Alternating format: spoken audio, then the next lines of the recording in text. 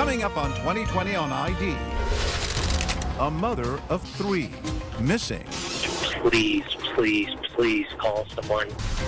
And the father desperate to find her. She's out there somewhere and I can't protect her. But she had a secret.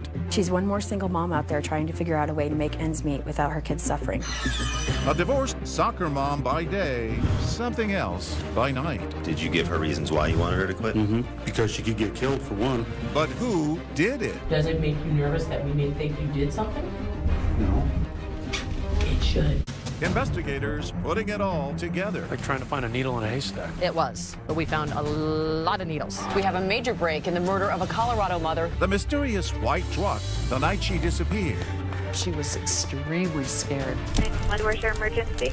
Evidence destroyed. There is a car on fire in the parking lot. And dozens of calls from men that last night. Yes, this is Buddy. Hey, this is Jim. My name is Bill. No lack of suspects. I have lied about a lot of things to protect me. Will one of them pay? We, the jury, find the defendant. Welcome to 2020 on ID. I'm John Quinones. Everyone has secrets, but the secret Paige Bergfeld kept was much darker and more dangerous than most. So when she disappeared, the list of possible suspects seemed endless.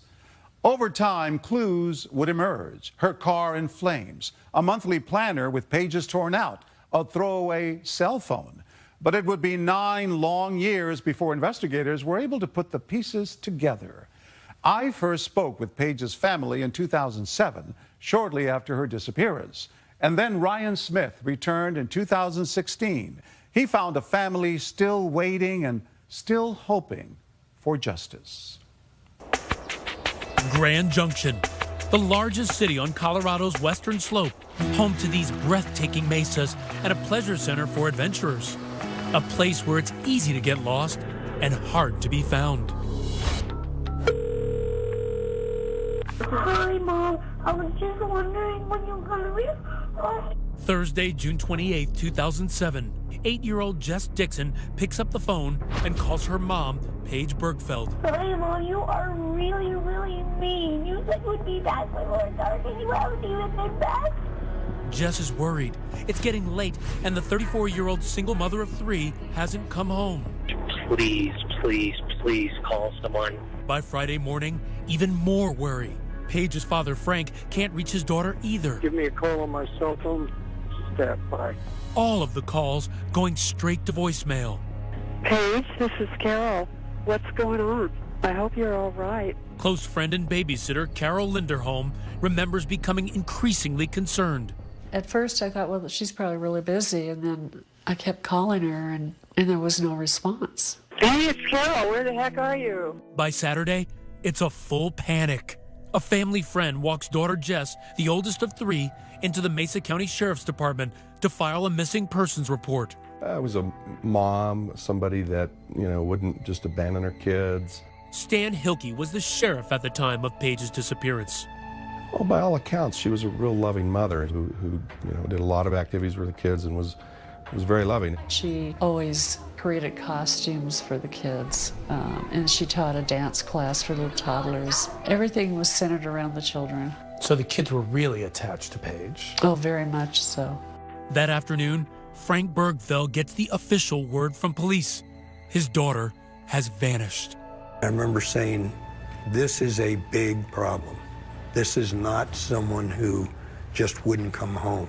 This is a problem. There is a crime being committed here. Frank says he doesn't waste a minute. He jumps into his car and drives 200 miles from Denver to Grand Junction. Paige's brother Craig says his father is inconsolable. When my dad called me to tell me that Paige was missing, it's the first time I had heard him cry since I was a little kid. Saturday evening, Frank Bergfeld finally arrives in Grand Junction. We searched the house, we searched the property. By about 9:30, they had a bloodhound on the grounds, trying to see whether there was a trail leading away from the house. Then, Sunday night, a disturbing development. 911, where's your emergency? Hi, I'm at the corner of 23 and Logos, and there is a car on fire in the parking lot. Paige's red Ford Focus is discovered on fire in a parking lot 2 miles from her home. Do you see flames or smoke? Yeah, there's a lot of flames. But there's nobody around that I could see. By the time firefighters arrive, they are able to salvage little. The 4-door sedan was vandalized. The fire ruled arson. Most importantly, Paige is nowhere to be found. Arson is an efficient way to cover up evidence. And, you know, it burned a lot of things in the car that would have been very useful to us. So for you, immediately, this is somebody trying to cover their tracks. You know, that's what you sort of have to think. Cops on the scene notice something odd. The front seat on the driver's side is pushed all the way back. So they ask one of their own, a woman Paige's height, to try and touch the pedals. When she can't, they realize someone else must have been driving. Plus, there's this, Paige's daily planner. It survives the blaze, almost laminated by the plastic melted over it, keeping it intact. But when police take a closer look, someone has ripped out 4 days of pages. They found the dates 26, 27, 28, 29 had been torn out. That tells me somebody thought those pages were incriminating. Suddenly, the missing persons case is beginning to look more like a kidnapping. This isn't a situation where Paige left on her own volition. Frank Bergfeld goes to the crime scene, and the reality begins to sink in. You know, it occurred to me I hadn't cried in a long time. I've learned how to do that. The family prays, waits, and worries. We're all hoping Paige walks in the door, but if that doesn't happen, you know, nothing's going to be the same. But Paige's mom, Susie, never gives up hope. I hope that she's safe. We want her to come home for her children and her family. She wonders who would want to hurt her daughter. The stunning young woman with the long strawberry blonde hair, just 34 years old. It's just amazing how many people here in Grand Junction know her from one way or another and how she has helped them. She'd enter a room and people turn heads. Tell me about the time you first met. I drove up to her house, knocked on the door, and she opened the door, and I said, "Oh my gosh." I said, "You're so beautiful." And she says so sweetly, "I haven't been told that in so long." But Linderholm soon learns there's trouble lurking behind Paige's facade. The soccer mom with the model looks is twice divorced. She's struggling emotionally and financially after her second marriage crumbles. Paige had definitely fallen on hard times. Journalist Carol McKinley is following the case for 2020.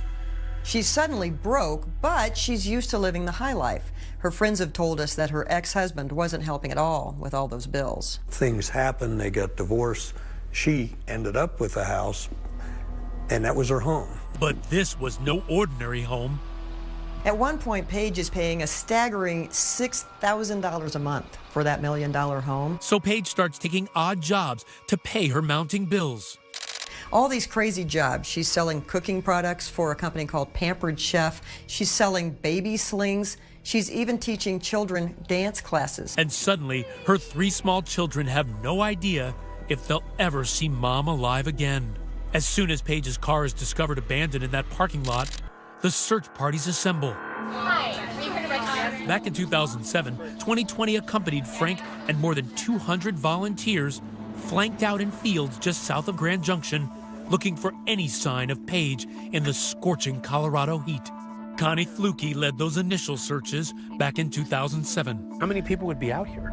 We had anywhere from 150 to 220 a day. Wow, so 150 to 220 people a day walking these mountains and these hills looking for Paige. Anything they could find. Yes. When we come back, Frank Bergfeld expands his search, desperate for any clue that might lead to his daughter's recovery.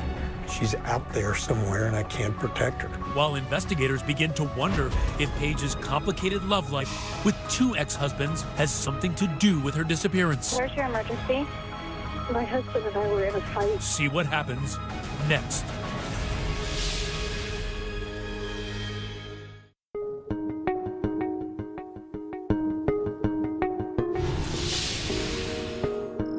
I mean, this is this big country here. 24 days after Paige Bergfeld vanishes without a trace, Look along the bank, look in the middle, look at a snag. her father, Frank, moves his search to this vast canvas, the winding Colorado River.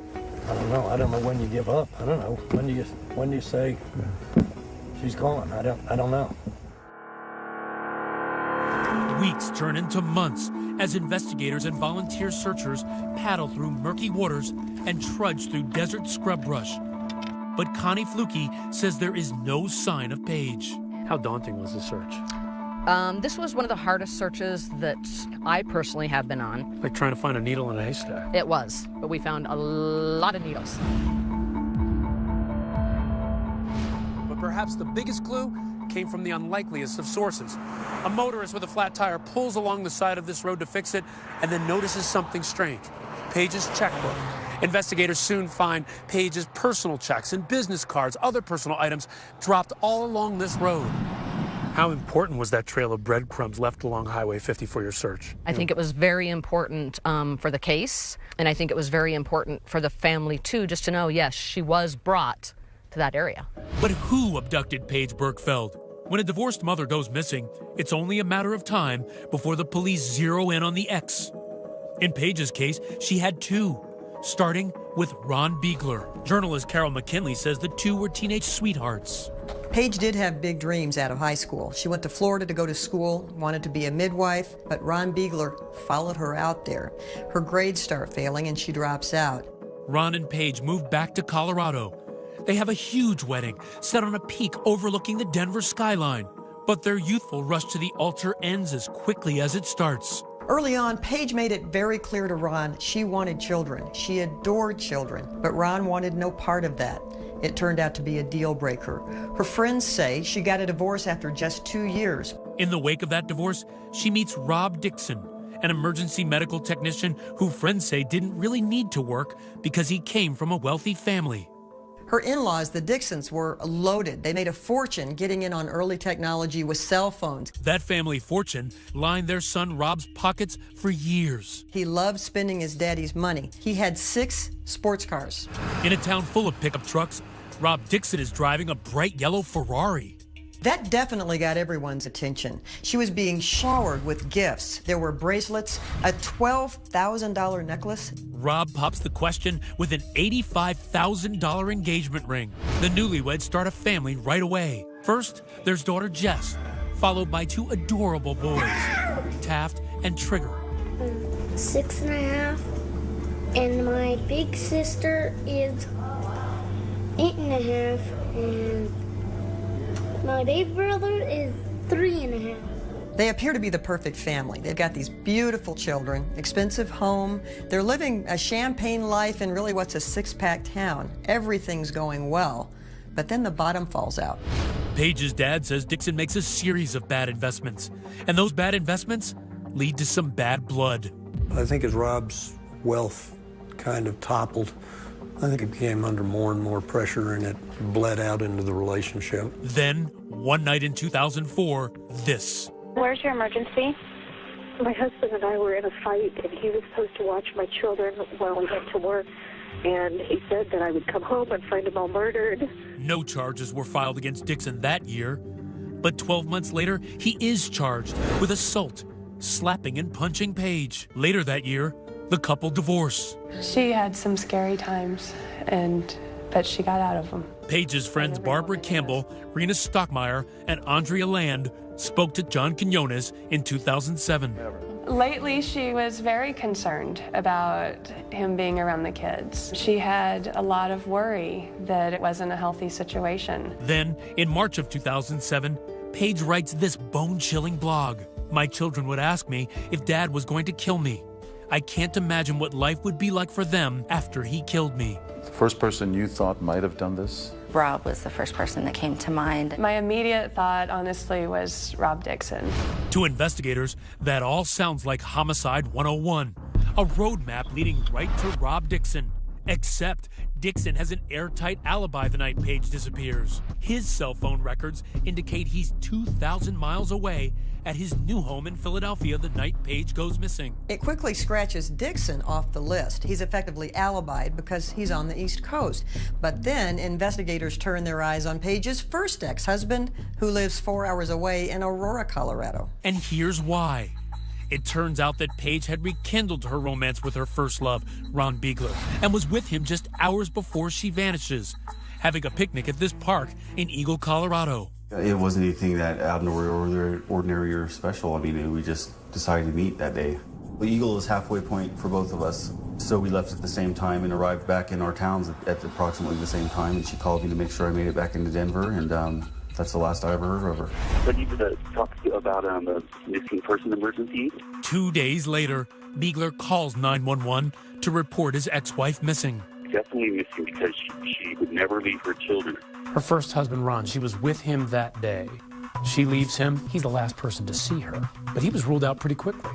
Effectively alibied by cell phone evidence, etc. Former District Attorney Pete Hotzinger says, like Dixon, Biegler has an alibi too. Cell phone records place Biegler 4 hours away in Denver the night Page disappears, making it impossible for him to be in Grand Junction. So if it wasn't either of Page's exes, who might have had it in for Page? A major complication in the case was the fact that there's such a large number of alternative suspects who have to be eliminated by virtue of what she did for a living.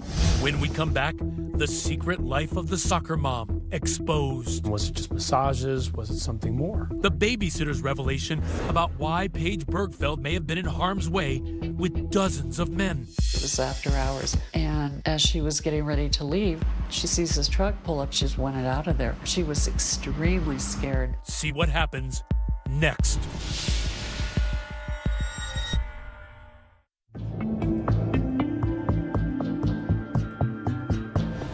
So far, police investigating the disappearance of Paige Bergfeld have come to a dead end. Her two ex-husbands both have solid alibis, and no one else is an obvious suspect.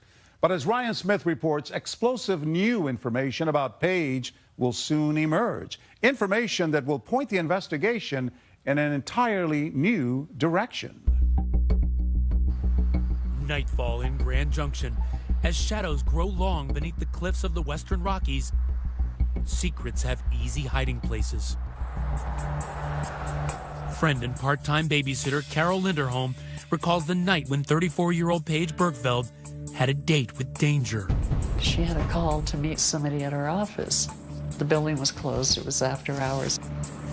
She'd see this white truck. She eventually closed her office, went downstairs to her car, and as she was getting ready to leave, she sees this truck pull up. She just wanted out of there. The white pickup took off. Was she shaken by this? Oh, she was extremely scared. She told me about it, and she says, I've never been so scared in my life. In the light of day, Paige's office, where she was selling Pampered Chef cookware, was located in this nondescript cluster of commercial office spaces. But after hours, Paige reveals to only a few close friends it was also a front for a pampering of a much different brand, a side business she was running named Models Inc. What did she do? Bachelor parties. Paige's double identity is still a touchy subject for those with whom she shared this dirty little secret, as we found when talking to some of them in 2007. She was learning to give massages. You know, lots of people give massages. So I knew that she was doing a little extra on the side, but it fit perfectly. The little extra was that Paige, for the right price, would perform those massages topless. Surprisingly, even her ex Ron Biegler knew and seemed to give it a rubber stamp. She thought that Grand Junction was a good place for that because with the oil boom out there and all the people that worked on the oil rigs and everything, there wasn't a lot of choices for that sort of entertainment, so she had the upper hand. The average call was $450. There was no sexual touching, no sexual contact, no intercourse, you know, that kind of thing. She charged more for each little thing that came off. In fact, she had this ad in the local paper, calling herself Carrie, and even posting a picture on a website called Naughty Nightlife. Former District Attorney Pete Hotzinger put it this way. You know, I can't really say I ever knew exactly what specific services she was running. It was clearly an adult escort service. It was clearly highly unusual for Western Colorado. In her profile, Paige seems pretty adept at double entendre, boasting, "Tired of chopped meat showing up when you ordered filet mignon?" She didn't tell you about this other life she was leading. John Quinones first spoke to Paige's family in 2007. I think she realized that we would not approve. And actually, now that I know about it, I think she was trying to keep the house and the kids together. It's not exactly something a brother likes to hear his little sister's doing. I'm continually having to talk about things that if I heard people talking about them in the locker room after a football game, I'd beat the crap out of the guys. But it's part of her life, and like it or not, that's the way she chose to provide for her kids. Paige's former roommate, Jamie Silvernail, says that was the only conceivable reason the otherwise wholesome single mom of 3 would moonlight as a sexy masseuse. She felt like it's something she needed to do to be able to keep a roof over their head and put food on the table. She needed the money. Yeah. She's one more single mom out there trying to figure out a way to make ends meet without her kids suffering. It wasn't until after Paige's disappearance that the shocking news of her side business came to light. When it did, it spread like wildfire across a dry Colorado mesa. Investigators say she was a mom who led a secret double life, running her own escort service. Paige now had the proverbial scarlet letter on her chest. When it came out that she ran an escort service, it dwindled down to practically nothing. Nobody cared anymore because she was that sort of woman. Investigators care, but they soon learn Paige's side business will not make their work easy. You're dealing with people who don't want to be discovered. You even are dealing with her friends and her associates that might also be in the business who really don't want to be cooperative, at least at first, because they may be doing something that's illegal. Makes the case a lot more difficult to solve for you. Absolutely. But police do learn the night Paige disappeared, she received dozens of calls from men seeking her services. Yes, this is Buddy. I was wondering if you had any girls available this afternoon. Hey, this is Jason. I'm going to go get me a motel room now. Hello, my name is Bill. Just calling to see if anybody's still available for the night. Major complication in the case was the fact that there's such a large number of alternative suspects. By nature of the business, she's going to be encountering a lot of different people who are not necessarily the world's most upstanding citizens. Which brings us back to that office parking lot, the spot where Paige ran Models Inc. And a burning question. Who was that man in the white truck who frightened Paige Bergfeld that night? What are you driving right now? White Dodge pickup. What? Police have a sneaking suspicion, but is this the right man? When we come back, big breaks in the case, a confrontation. Banged on that door. I said, I know what you did to Paige. A discovery in a canyon. Many searchers had been up that gulch, right in that area. But will it lead to a confession? I did not kill her. Next.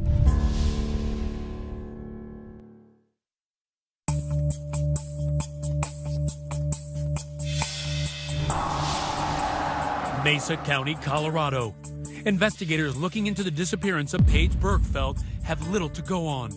All that's come to light is a burned-out Ford Focus, a monthly planner with missing pages, and the clues strewn like breadcrumbs along a desolate Colorado highway. The escort missing mom, who called herself Carrie, had dozens of clients. And now, one of them is called in for questioning. And you are Mr. Johnson, right? Jones. Jones, gosh, you know what? That's funny, sorry about that, okay. He's 55-year-old Lester Jones, a local RV mechanic who's married with a rap sheet as long as a Winnebago. I'm guessing you can probably guess as to what we're investigating. He just said he's investigating the disappearance of the young lady. Okay. Without a lawyer present, homicide detective Lisa Norcross questions Jones about the proximity of the garage where he works and the spot where Paige's scorched sedan is recovered. Does it make you nervous that we may think you did something? No. It should. Okay? It should. Turns out, Paige and Jones had once been much closer. Investigators discover Jones had hired her for a pricey $400 erotic massage a year earlier. And what are you wearing? I had nothing on. Okay, and her? She had nothing on. Okay. We did not have sex. Okay. She tells me up front she doesn't do sex. Okay. But then they find out Jones is one of several men feverishly calling Paige in the days before she disappears. Lester Jones was calling and calling her. Carol Linderholm tells investigators Jones made another appointment with Paige the day before she went missing. This time, Paige is worried that Jones has figured out her true identity. So she sends Carol on the call instead. What's your first impression when you walked in the door? Fear. Really? Yeah. He's a very large, overpowering person. What's the first thing he said to you? I want sex. I looked at him and I said, then you should probably call another escort service because it's not going to happen with me. That's not what I'm here for. No sex, but lots of talk. And the topic? Paige Bergfeld. Carol says he seems obsessed with Paige. And sure enough, he tells her he recognizes Paige as the once wealthy wife of Rob Dixon.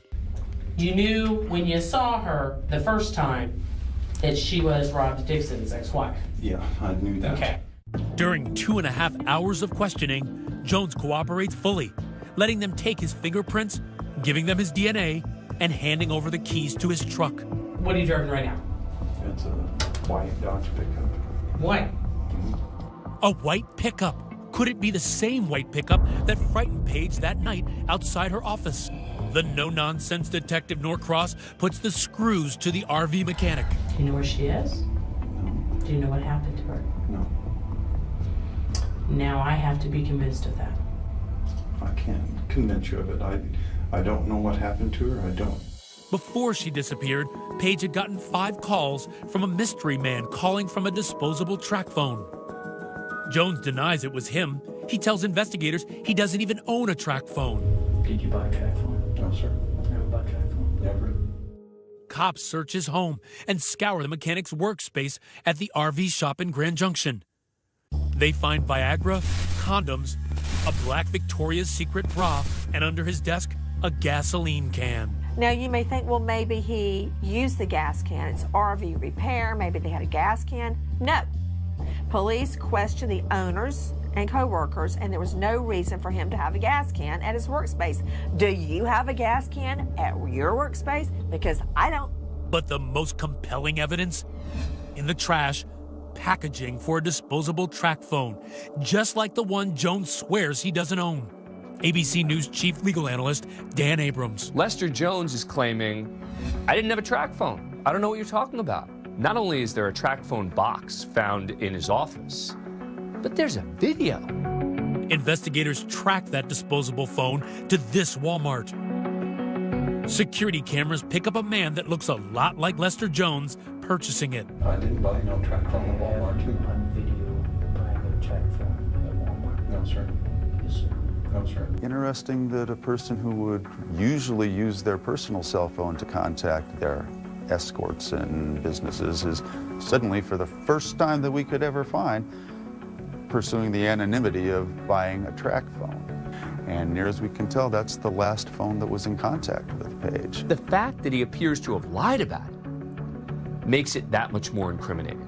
Desperate for more direct evidence, detectives fly in trained dogs to search Paige's burned-out car. This is Paige's car. Canine handler Julie Jones shows us how she says they found the scent of death. So that dog smelled a dead body in the backseat of this car? Smelled a dead body in the back of the car. That's correct.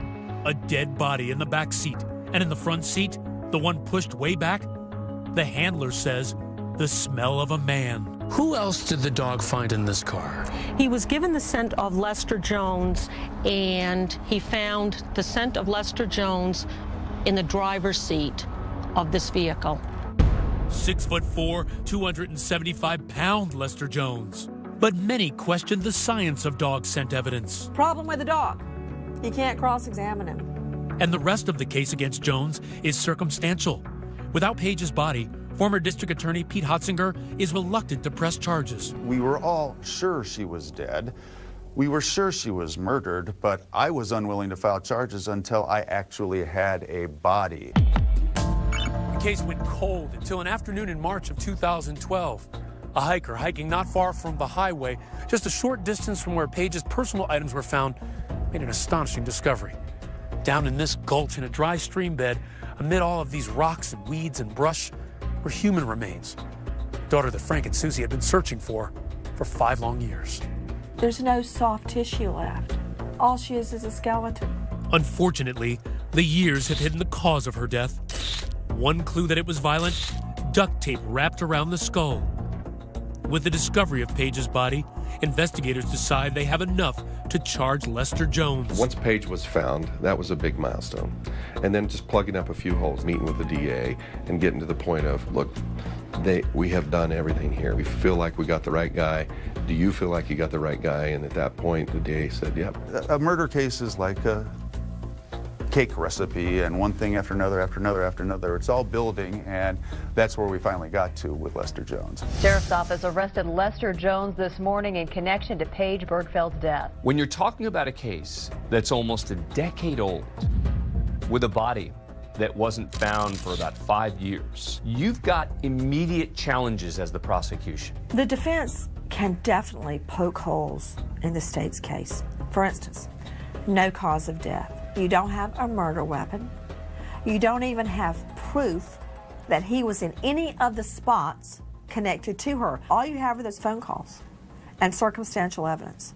Please be seated. Next, the trial of Lester Jones, the man charged with Paige Bergfeld's murder, and the men defense attorneys say should be. So let me talk to you about a few of the real killers in this case. I have lied about a lot of things to protect me. I would have put her in a wood chipper. Yeah, this is John at Motel 6, room 237. I was just checking to see if you had somebody coming out or not. Is that your voice, sir? Yes. Okay. Does 10:24 p.m. sound right to you as the time you made that call? Yeah. See what happens next.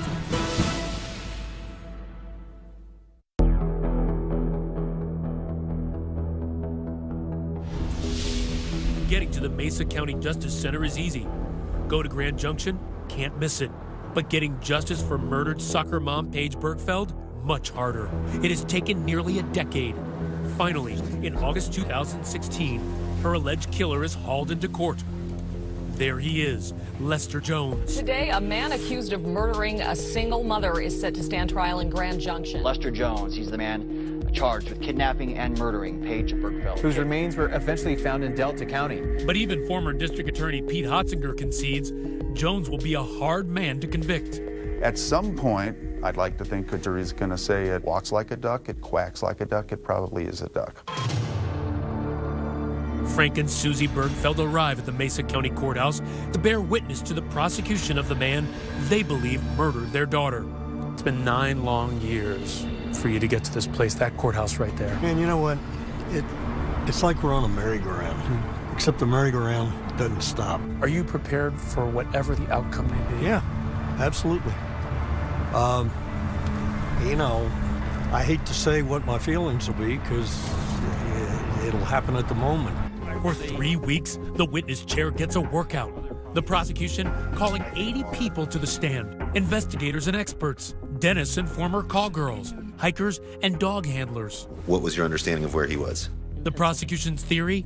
Sometime after 8:57 p.m., the time of the last known call from her cell phone, Jones kidnaps and kills Paige, then uses her own car to dispose of her body in that gulch down Highway 50. A few nights later, telling his wife he has to go out. Where did he say he was going? Back to the shop.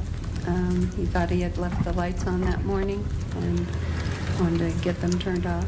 Investigators believe instead he takes that opportunity to burn Paige's car, incinerating any evidence of his crime. In his police interview, Jones himself conceding things don't look good. Her car's found next to work. I have no alibi for Sunday night when the car caught on fire. I have no alibi for the whole week. And I called multiple times. Prosecutors closed their case with a star witness, Jones's ex-wife, Lisa Nance. He said, "I'm going to kill you." And then he just slapped me repeatedly. And I could taste blood. I grabbed his hand and I asked him to stop. Nance says in the late 90s, when their marriage was ending, Jones kidnapped her at gunpoint and threatened to kill her. He told me he was going to put me in the bottom of the lake where no one would find me. She escaped, and Jones served 5 years in prison. You could look at this case and look at his past history of assault on his ex, look at the kidnapping aspect of it and say, maybe this is a pattern with this. Absolutely. But then Lester Jones's defense attorneys get their turn. They argue Jones is the wrong man and proceed to present a parade of alternate suspects. There's John Livingston. I did call some services back then, and dumb, but I did. A ranch hand waiting for Paige at Motel 6 the night she disappeared. Yeah, this is John at Motel 6, room 237. I was just checking to see if you had somebody coming out or not. Okay, so you were calling a company called Models Inc. that day on June 28th. Right. He says she never showed up. Do you have anything to do with the disappearance of Paige Bergfeld? No. Have anything to do with the murder of Paige Bergfeld? No. Then there's Wayne D'Amico, a car salesman and another of Paige's clients. Did you know Paige Bergfeld? I did. At some point, we set up a time and we hung out together on a professional basis. Did you pay her money? Yes, ma'am. He admits he joked about disposing of her body. Had I had something to do with it, and that's what I said, I would have put her in a wood chipper. Believe me, if I could turn that page back right now, it would be turned back. But the woman who heard him say it, a former call girl, Christy Steves, was worried enough to call the police. I believed him to my core. I typically have a good intuition. I was under the influence of drugs, so I'm not saying, but I believed him. I really did. Did it scare you? Yeah. If anyone had motive, defense attorneys say it was Stephen Heald. There's absolutely no reason for me to want her dead. The construction manager who embezzled $17,000 of his company's money, supposedly buying Pampered Chef products from Paige. She created an invoice. I paid that invoice. The invoice would say Pampered Chef or some other type of work, but it was for sex. Heald first tells detectives Paige was blackmailing him to hide their relationship, but then changes his story. That's the dumbest thing I ever said. She never blackmailed me. Our relationship was mutual. But Heald has an alibi for the night Paige disappeared. His ex-wife says for once he was where he belonged, at home with her. You have every reason to basically throw him under the bus, wouldn't you say? Yes. Okay. And despite And that... I would have. But if anyone might give this jury reasonable doubt, defense attorneys say it is this man, another client, George Coraluzzo, a painter with a colorful past. Theft, burglary, DUI, and kidnapping. Phone records show in the hours before Paige goes missing, Coraluzzo is robo-dialing her, something like 20 times, trying to set up a massage date. It boiled down to Lester Jones or Coraluzzo, and I was the stick in the mud, frankly, saying, yeah, I think we have a case against Lester Jones, but I'm not convinced that we can prove it beyond a reasonable doubt until Coraluzzo has been effectively eliminated. 2 days after Paige disappears, an acquaintance of George Coraluzzo, Megan Williams, says he came to her in a panic, claiming he had to leave town in a hurry because his family had been killed in a car crash, which was a lie. Was he acting like someone who did something very bad and was trying to get away? He was emotional. He was sad. He was frantic. He was just like, you know, I gotta do things. I gotta go. I can't be here. I researched everything. No car accident. No nothing. You knew he had lied. I knew he had lied. And it made me sick. Do you think he killed Paige Bergfeld? I do think he killed Paige Bergfeld. And I have stuck with that since day one. But prosecutors say Coraluzzo was thoroughly investigated and eliminated as the killer. Coraluzzo can't testify because he drowned in a New Jersey river in 2011. Which brings us back to the case against Lester Jones and two final bizarre pieces of the puzzle. Soon after police interrogated him, Jones attempts suicide with an overdose of sleeping pills. Coincidentally, he gets a call from detectives soon after. They're simply trying to arrange the return of his now notorious white pickup. Mr. Jones? Yes, sir. This is Art Smith with the Sheriff's Office. But a groggy Jones makes a bizarre statement. He asked me where I would bury a body. I'm sorry?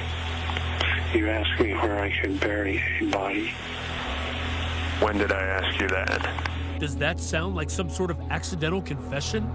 What will the jury make of it? When police pull you over, if you've been speeding or you want a red light or a stop sign, you know, Do you immediately let down the window and start talking about disposing a dead body?